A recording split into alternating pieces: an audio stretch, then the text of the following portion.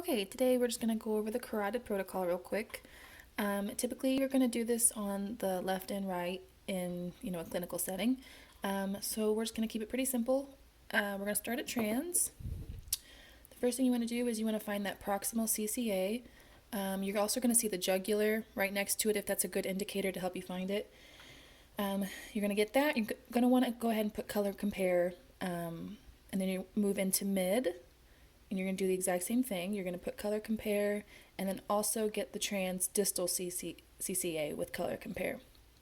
And if you can, you're going to go into trans bulb with color compare.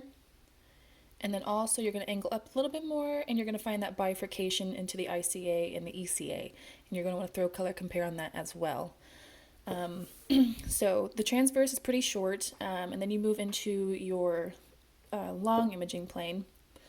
And again, you're going to want to start at the proximal CCA. Take one image with color compare, and then also take an image with pulse wave on. And you're going to take a PSV and an EDV, and then you're going to do that again at mid CCA with color compare, and then the next you're going to want to put pulse wave, take the peak systolic and then diastolic.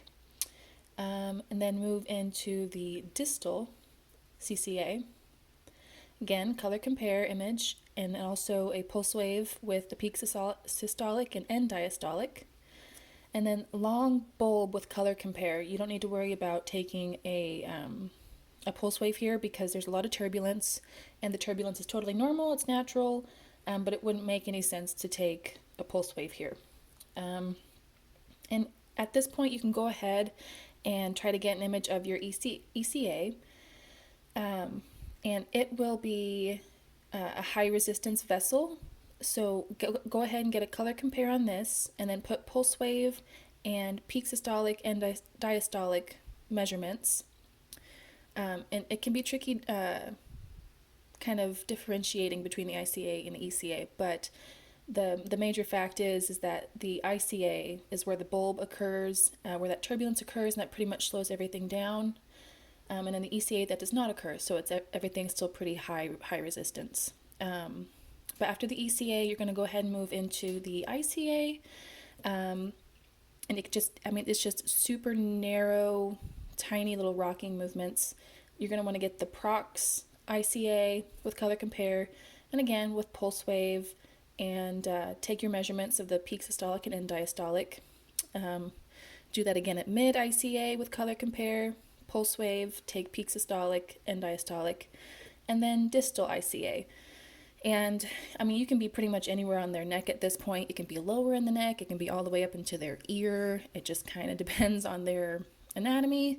And there's several different variables that are pretty normal. You can see kinking, you can see looping.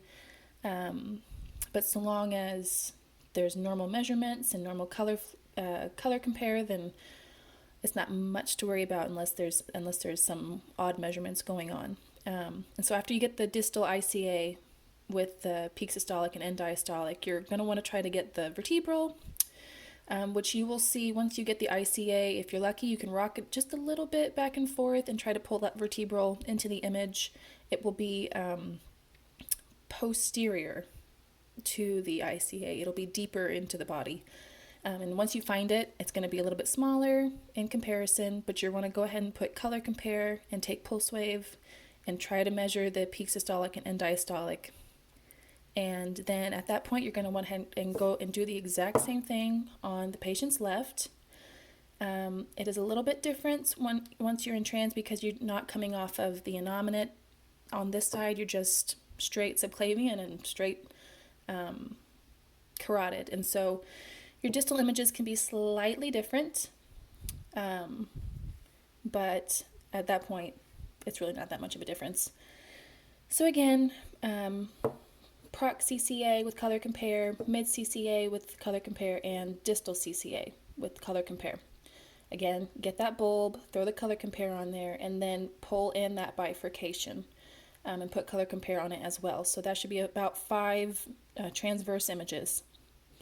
And then again, we're going to go into the left long view. And we're going to get the proximal CCA with color compare. And whenever you're in long, you're always going to want to take that pulse wave and measure the peak systolic and diastolic. So we're going to go from prox CCA to mid CCA to distal CCA. And then pull that bulb in with the color compare. And again, at the bulb, you don't have to worry about taking pulse wave. It wouldn't make any sense just because there's turbulence in that area. Go ahead and move into the ECA. And again, it's going to be high resistance, and that can kind of be your indicator if you're having to battle between the two vessels. Put color compare on and pulse wave again with your measurements, and then you're going to want to move back into the ICA after the bulb, and right after the bulb, you're going to take that prox ICA color compare and the pulse wave with the peak systolic and end diastolic, and then the mid ICA with color compare, pulse wave with your measurements. And then once you get past the distal ICA with color compare, you're going to move again into the long vertebral, which is posterior. It's a little deeper into the body, and put color compare on it and pulse wave and take your measurements, and that's it.